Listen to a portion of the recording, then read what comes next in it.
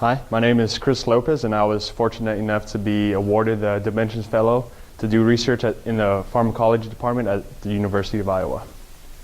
So my research was in regards to mitochondria and proteins that interact with the mitochondria. I worked with Dr. Stefan Strack, who was a principal investigator there.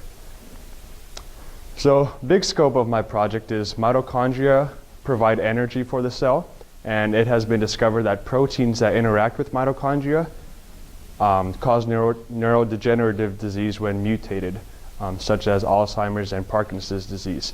So the purpose of my project was to take a look at these mutations of these proteins and to gain a better understanding to the causes of neurodegenerative disease. So pretty much I made mutations in these proteins. I was able to purify them, and then I used a process called pull down, in which I use rat tissues to provide the nutrients in which I could extract these proteins. I also used other techniques such as staining. In the picture you see me staining, that's called Kumasi blue. Staining is pretty much a dye in which you mark the proteins to allow them to be more easily visualized. I also use gel electrophoresis, in which you run current through a gel and allows the proteins to be separated based on their size or their charge. Also grew cultures, cells for use, and sonication, which is a pretty cool technique in which you expose the cells to sound, loud sound, which causes the cells to burst and the proteins to be let out. So here are some of my results. So for the different rat tissues that I used, brain, kidney, heart, and liver, you see these lines across, pretty consistent lines, bands, which shows that my experiment was successful in obtaining the protein of interest. And so these bands are the protein of interest. These are just controls to show that the protein was there. So my experiment was successful.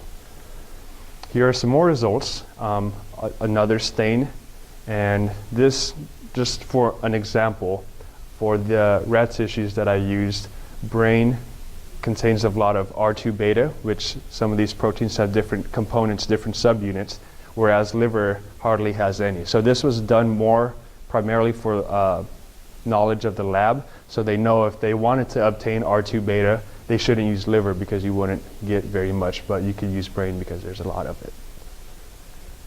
Here's some just quantitation for the values.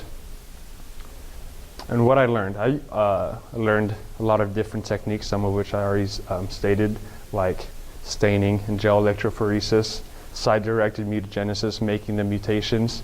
I learned more about mitochondria and the protein-protein interactions, and I learned what it was like to do lab work outside of a classroom. The impact of the fellowship, I gained valuable connections, such as the doctors, the PhD students I worked with, and the principal investigator. I learned a lot about graduate school because my interest was primarily in going to medical school, and I never gave graduate school any consideration. But after working with these researchers, I found out that I like doing research, so it's maybe another option of what I could go into. It was gained valuable lab experience. It was hand-on research, and I gained a lot of independence because the first week was pretty much reading papers, gaining knowledge, and then learning techniques and processes that I was not familiar with. But after that, the rest of the 7 weeks, I was pretty much on my own. So it really helped me to gain critical thinking and analytical skills. If something doesn't go right, I have to figure out what's the problem and fix it. It really made me a lot more confident. Critical thinking, I got pretty good results, as you could see, and I accomplished what I set out to do in this project, which was look at these mutations and get a better understanding of their interactions. Special thanks to Stefan Strack, Ron Merrill, people I worked with, along with other members of the lab, my advisor Jeff Carden, and of course the Dimensions program for making this possible.